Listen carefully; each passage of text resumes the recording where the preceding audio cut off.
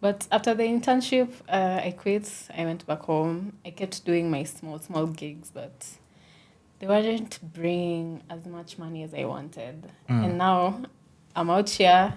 I Yeah. have bills. I have rents. Yeah. So now, eventually, the bills caught up with me, and I couldn't live outside anymore. Yeah. So I had to move back in with my parents, which was a very humbling experience. Mm-hmm. Yeah, because now number one, I've quit uni. I've dropped out of uni. Yeah, by the way. I've dropped out of uni Mm-hmm. because I believe the course is not for me, and now all of a sudden these jobs are also not for me. So now I move back in with my parents, and I'm just there in the house. I have nothing to do. I have no money. I have no future. I was so depressed. I was like, I wish I never quit. Uh-huh. Yeah, but I was applying for jobs. Yeah, I was applying for jobs. And I ended up seeing an advert on Instagram for these guys who were looking for a social media manager. And I sent in my application, and they called me for an interview.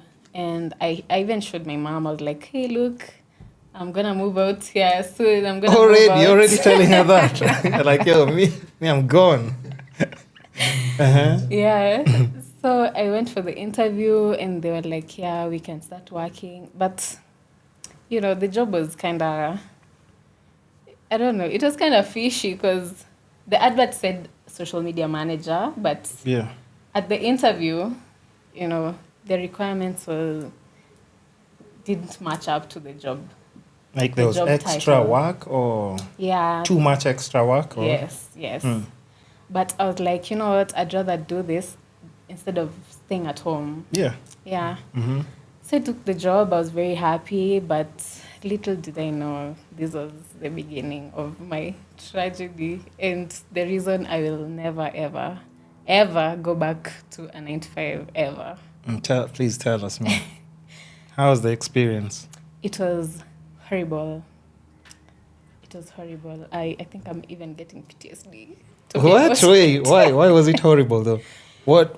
Any specific details you can just share? Because I think the thing is also you'll notice now a lot of people are moving to more self-employment, but it's because of those experiences. And I'm always telling people I've had assistants probably from ever, let's say 5-6 years ago, always. But I'm always trying to tell them one thing, I think once you do an 8 to 5, you will always appreciate and remember me.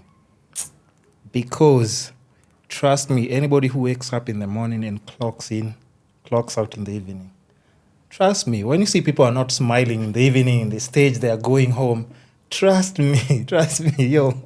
It's not they've gone through some things.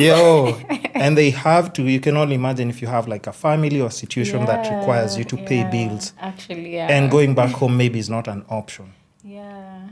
I mean, actually, I'm so grateful for my parents. Yeah. They're so gracious to me. They took me in more than once. I mean, you're the kid. What are they supposed to do? Yeah, but I understand. I'm the last born and I'm the only daughter. Yeah. So, yeah, but so what bad? Job, how would you say? What was the bad experience though? Whatever you can share. Just for people who are also trying to, because people are applying for jobs. Have you seen when the blogs are posting the number of people who've applied for a job and trying to? It's so scary out here. But I got the job, and then I was working an office, a very small one. I was very happy because I was gonna be alone in the office. Yeah. So, and I'm a very introverted person, so that made me happy. The fact that I'm just gonna be by myself here and have my space and just do my work. Yeah, but then I had this supervisor who was just.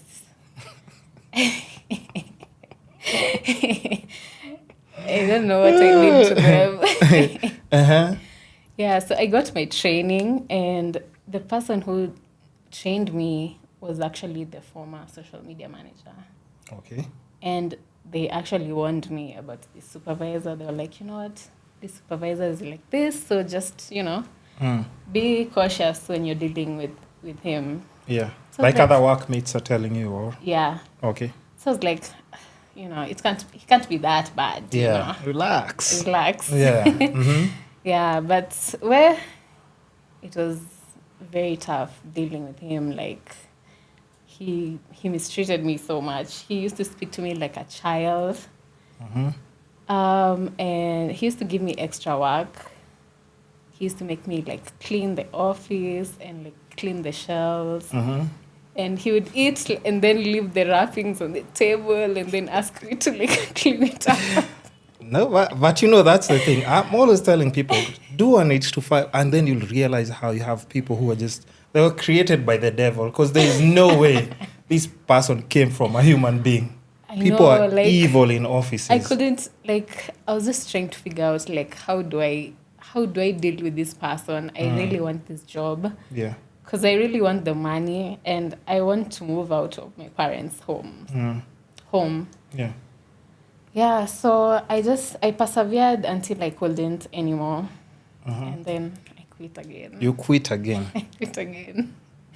But by the time I was quitting, I had enough money to move out. So I had already moved out. Wait, so you move out and you don't have a job? Yeah. No, relax. No. It's interesting because I also, so that we build up to the story. Yeah. Mm-hmm. So as I was working, I decided I'm going to move out. Yeah. And I moved out. And then maybe a month later, I decided to quit. Okay. Yeah, I quit on my birthday, actually. You're like, celebration time. Yeah. I went moved out. And I knew it was my last day. Like, nobody else knew it was my last day, just me. Mm-hmm. Yeah, and I went back home and I celebrated my birthday and my last day at that job. Mm-hmm. Yeah, but now I've moved out and I need to pay rent because I can't move back in with my parents. They're going to think I'm out here. Because I'm thinking, around. So what's the plan for the rent? I'm just trying to think. Yeah. My parents are going to think, like, you're going back to school. The funny thing is, like, I think your mic is connected. Hold on. Because it's okay. It's connected. Yeah, it's connected. So I think the funny thing is, like, and we're talking about this on the podcast with, like, other 2 female guests. I told them, like, how women make their plans and men completely different.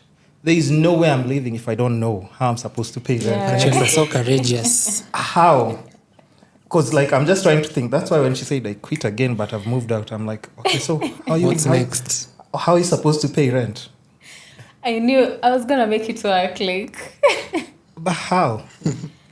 I didn't have a plan, but I had a plan. I'm just trying to think, like, at your head at the time. Okay, maybe it's emotions, you're upset, and you're like, okay, finally a new chapter.